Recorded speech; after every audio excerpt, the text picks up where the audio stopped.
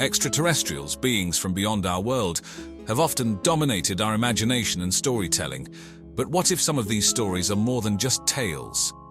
What if governments around the world had opportunities to capture these mysterious visitors?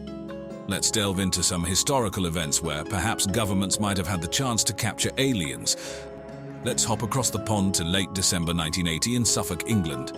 Rendlesham Forest, to be exact. A place that would soon earn the nickname Britain's Roswell. Why, you ask? Well, grab your flashlight and follow me into the heart of this captivating mystery. It all began a few days after Christmas at RAF Woodbridge, a US Air Force base.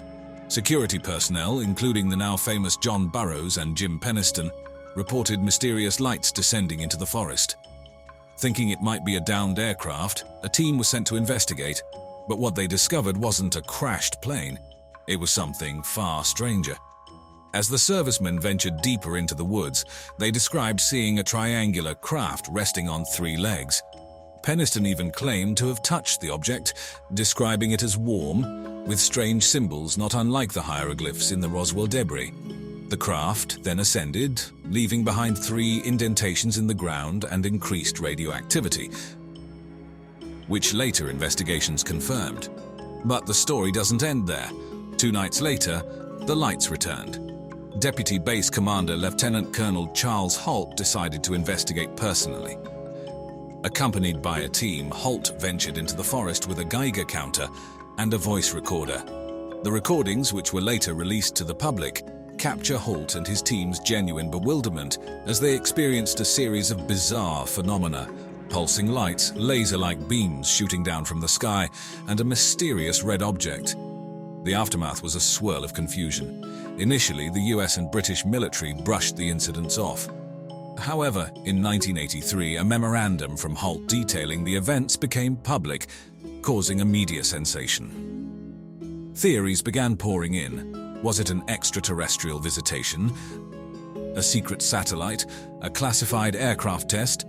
Over the years, the British Ministry of Defence remained tight-lipped, stating that the event posed no threat to national security and therefore didn't warrant an investigation. However, for those involved and many who've delved into the depths of this mystery, Rendlesham remains an encounter that challenges our understanding of the unknown. The end of the 1980s was a time of many significant world events. While the Berlin Wall was falling and the internet was in its infancy, the skies over Belgium were hosting an event that still puzzles many to this day. Enter the Belgian UFO wave, a series of alleged extraterrestrial sightings that took the country, and soon the world, by storm. From November 1989 to April 1990, thousands of Belgians reported seeing large, silent, low-flying triangular formations of lights in the sky. These weren't just the tales of a few scattered individuals. There were collective sightings reported by entire groups of people. And even police officers corroborated many of these claims. The report shared a striking similarity. Most witnesses described the objects as huge flying platforms, often triangular in shape with bright lights at each corner. On the night of March 30th, 1990, things escalated. The Belgian Air Force scrambled 2 F-16 fighter jets after ground-based radar locked onto an unknown target. The target played a game of aerial cat and mouse with the jets, demonstrating remarkable maneuverability and speed. Pilots reported that the UFOs would react to their attempts at intercept, accelerating and changing altitude far beyond the capabilities of 20th century earthly aircraft. Several radar lock-ons were achieved by the jets, and at one point, the UFOs dropped from an altitude of 10,000 feet to 500 feet in mere seconds. A move that would have been fatal to any human pilot due to the G-force. This baffling and dangerous maneuverability, combined with the sheer number of sightings, made it hard to dismiss the events as mere hallucinations or hoaxes. Adding gravitas to the sightings, General Wilfried de Brouwer, the deputy chief of the Belgian Air Staff, held a press conference where he confirmed the military's inability to identify the nature, origin, or intentions of the high-speed objects. He showed radar tape footage and explained the military's involvement in the sightings, giving an official weight to the phenomenon. However, as with all things UFO, skeptics have their counter-arguments. Some suggest that the sightings could be attributed to a combination of mass hysteria, misidentifications of stars and planets, or even secret military aircraft tests. The Belgian wave has been compared to other historical UFO flaps, where a kernel of genuine mystery gets amplified by media hype and public anxiety. Still, what makes the Belgian UFO wave stand out is the sheer number of witnesses, the corroboration by police and military personnel, and the undeniable radar evidence. More than 3 decades later, the events remain one of the most well-documented and yet inexplicable UFO episodes in history. Whatever was in the skies over Belgium in that fateful winter, it left behind a legacy of awe, wonder, and enduring mystery. The year 1997 was poised to be significant for its technological advancements and the evolution of the internet. However, on the evening of March 13th, in the skies above Phoenix, Arizona, and neighboring cities, an event occurred that would make its mark on UFO history. The Phoenix Lights phenomenon is considered one of the most widely witnessed and documented UFO sightings in the modern era, and like all great mysteries, it's shrouded in debate, intrigue, and wonder. As the sun set on that March evening, reports began trickling in from across the state of Arizona. Initially, it started with accounts of a massive V-shaped object, several football fields in length, moving silently across the sky. Eyewitnesses, which numbered in the thousands, included pilots, police officers, and even the Arizona governor, Fife Symington. The descriptions were eerily consistent, a series of lights, often 5 to 7, in a distinct triangular formation, floating effortlessly and silently overhead. Hours later, a second event occurred. A series of stationary lights hovered over the Phoenix area.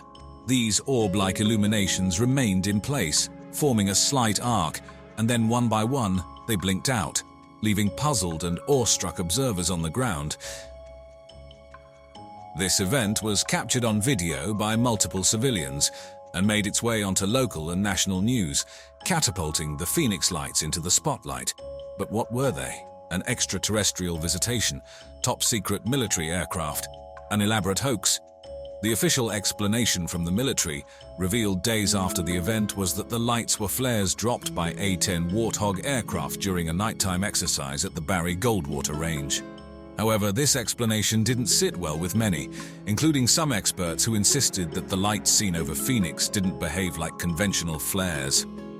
Governor Symington, who initially made light of the situation by bringing an aide dressed as an alien to a press conference, later admitted that he'd witnessed the event himself and believed it to be of extraterrestrial origin. The event stirred intense debate and led to a myriad of theories. Skeptics pointed to military exercises, atmospheric conditions, or even mass delusion as potential explanations.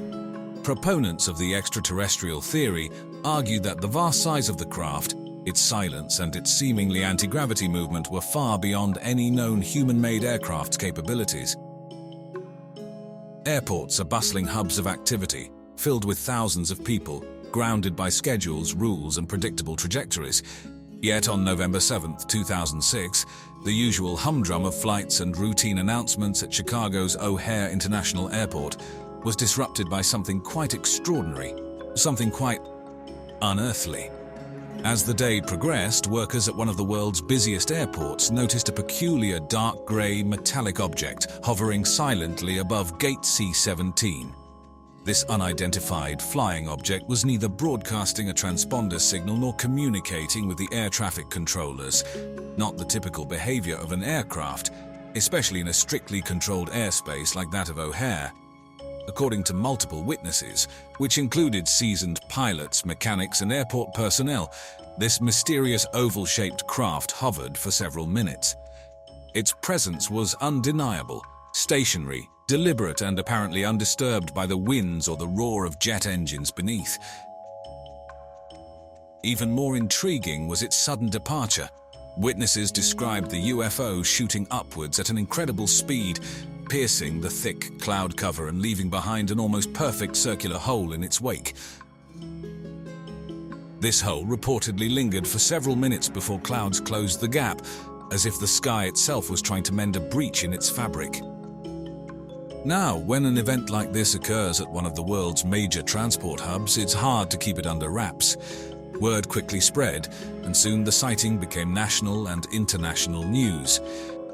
However, the official response from the Federal Aviation Administration was less than satisfactory for those seeking answers. They initially dismissed the event, attributing the sighting to a weather phenomenon, and stated that they weren't going to investigate. But the pressure from major news outlets, including the Chicago Tribune, eventually forced a more formal statement, albeit one that continued to emphasize a weather-related explanation. But the employees who witnessed the event weren't buying the weather explanation. They knew what they saw, and many were frustrated by what they felt was a dismissive approach by the authorities. Some witnesses even faced ridicule, with a few opting for anonymity, fearing professional repercussions. The 2006 O'Hare UFO sighting is significant not just because of where it took place, but also because of the sheer number of witnesses, many of whom were aviation professionals. When airport security was at an all-time high, an unidentified craft hovering above an airport terminal was unsettling, to say the least.